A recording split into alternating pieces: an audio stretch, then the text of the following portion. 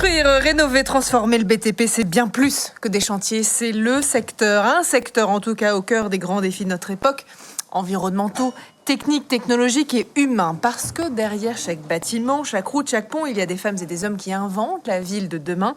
Longtemps perçu d'ailleurs comme un domaine plutôt traditionnel, le BTP vit aujourd'hui une véritable révolution. Nouveaux matériaux, transition écologique, impression 3D, intelligence artificielle sur les chantiers.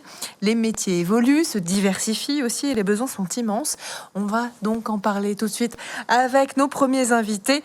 Magali Malenotte, bonjour. Bonjour. Magali, soyez la bienvenue. Vous êtes la directrice générale de l'Éco-Campus du bâtiment Grand Paris. C'est bien ça. Et vous êtes accompagnée de Lucas Pénaleux de Vulder. C'est bien ça. C'est ça. Magnifique. BTS, deuxième année en électricité. Soyez les bienvenus. Merci. Vous connaissez le principe ? 2 minutes et après on vous pose quelques questions. Très bien. C'est Merci. parti. Merci de me recevoir. Donc, l'Éco-Campus du bâtiment est un CFA, un centre de formation d'apprentis, situé à Vitry-sur-Seine, donc dans le 94 au Val-de-Marne. Nous formons 1200 apprentis dans les métiers du bâtiment, dans 5 filières métiers. L'électricité, la plomberie, la peinture, le génie climatique et puis la couverture.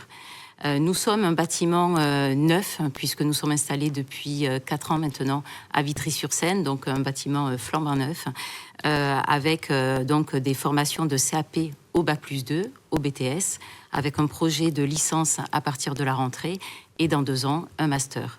Donc nous formons à tous les niveaux de poste, donc des électriciens, des plombiers, des chauffagistes, mais aussi des conducteurs de travaux, des chargés d'affaires, des chefs de chantier, des technico-commerciales, jusque chargés de projets en énergie et bâtiments durables.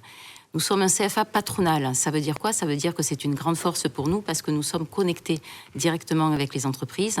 Nous sommes en lien et appartenons à la Fédération française du bâtiment et les chambres professionnelles de nos métiers, ce qui nous permet finalement d'être toujours en alerte sur l'évolution des métiers. Nous avons un taux de réussite au diplôme de 82% et un taux d'insertion de 91% à 6 mois. Nous avons 3 enjeux forts dans notre CFA. Le premier est un enjeu environnemental. Voilà, nous nous positionnons comme un pôle d'excellence centré sur la transition écologique, numérique et puis pédagogique, avec un rattachement important avec des fournisseurs industriels, des industriels qui, pour nous donnent des techniques et du matériel extrêmement innovants. Un autre enjeu important pour nous est l'enjeu de l'attractivité. Comment faire en sorte de lever les barrières, de changer l'image qu'il y a sur ces métiers, puisque ce sont des métiers qui offrent des évolutions de carrière extrêmement riches, intéressantes. Et puis enfin, un enjeu sociétal, où nous proposons une offre à la fois une insertion professionnelle durable, mais également une inclusion sociétale responsable.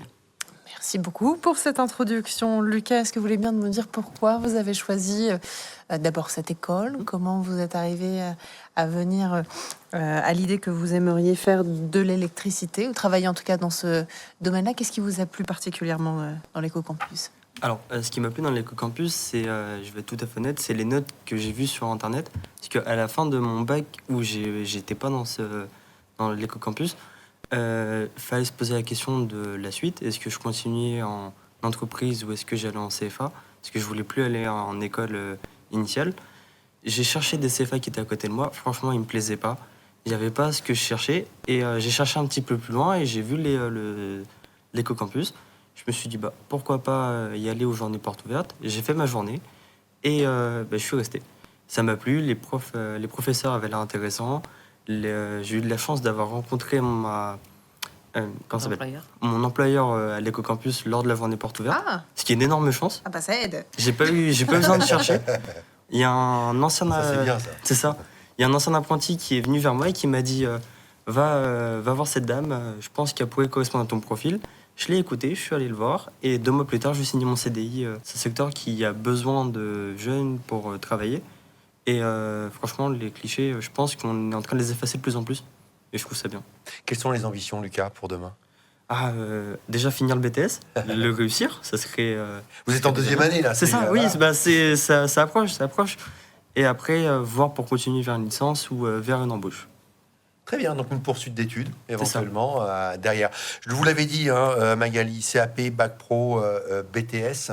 Aujourd'hui, quelle est la tendance ? C'est plutôt côté, il y a plus en fait d'élèves attirés, d'étudiants attirés par les BTS ou les bacs pro? C'est quoi la tendance? Alors nous, aujourd'hui, on a 60% des effectifs, on est sur des premiers niveaux de qualification, mais effectivement, on a énormément de jeunes qui poursuivent. C'est-à-dire qu'à partir du moment où on rentre dans la filière, ça devient un métier passion.